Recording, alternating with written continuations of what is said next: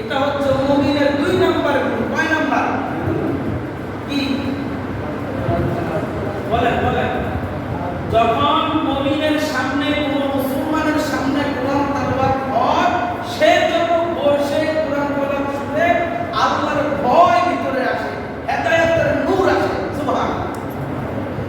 কোরআন যে ব্যক্তি শুনবে তার অন্তরের ভিতরে আল্লাহর ভয় আসবে। কি আসবে? আল্লাহর ভয় আসবে, হেদায়েতের নূর আসবে। কি আসবে? নূর আসবে। হেদায়েতের নূর আসবে। শুধু মুসলমান না, যদি কোনো কাফের মনোযোগ দিয়ে কোরআন শুনে, আল্লাহর হাবিব সাল্লাল্লাহু আলাইহি সাল্লাম বলেন ওই কাফের ব্যক্তিও ঈমানদার হতে বাধ্য হবে। সুবহানাল্লাহ। আর আমরা মুসলমান এখন কোরআন শরীফ নিজেও পড়ি না, সন্তানকেও শিখাই না। 90% মুসলমান কোরআন শরীফ পড়তে জানে না, ইংরেজি জানে, বাংলা জানে, সব জানে। ডাক্তার, ইঞ্জিনিয়ার, বিএস, ক্যাডার, কত কিছু, আর কিন্তু কি কোরআন শরীফ জানে না। আমি কিছুদিন আগে একটা জানাজা করছিলাম, ছেলে বড় মেজর, কিন্তু বাবার জানাজা যে 3টা মাটি দিতে হবে, কি এটা? মিনহা খালাকনাকুম ওয়া ফিহা নুঈদুকুম ওয়া মিনহা নুখরিজুকুম তারাতান উখরা। এই দোয়াটা পারে না, সে কি মেজর পড়ে জানে না। লাভ হলো কি? দুনিয়া হয় না, আখিরাত হয় না। বাবার শেষ মাটির দোয়াটা করতে জানে না।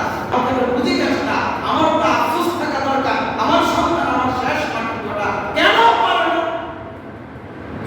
আমি ডিগ্রি লাগাইছি বলে আল্লাহ বলে ওয়াইদা তুলিয়া আলাইহিম আয়াতুহু যাদাতুহুম ঈমানা। কোন মুমিনের কাছে যদি কোরআন পড়ে তার ঈমান বৃদ্ধি পাবে। কি পাবে? ঈমান বৃদ্ধি পাবে।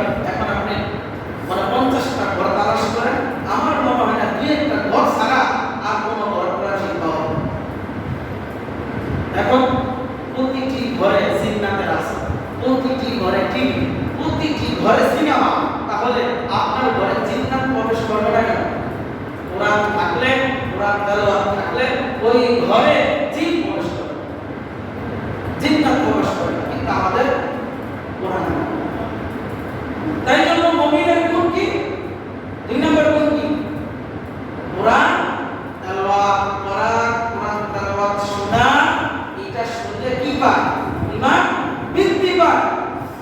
নবী করিম সাল্লাল্লাহু আলাইহি ওয়াসাল্লাম যখন কোরআন তেলাওয়াত করতেন, কাফেররা এরকম মনোযোগ দিয়ে শুনতেন।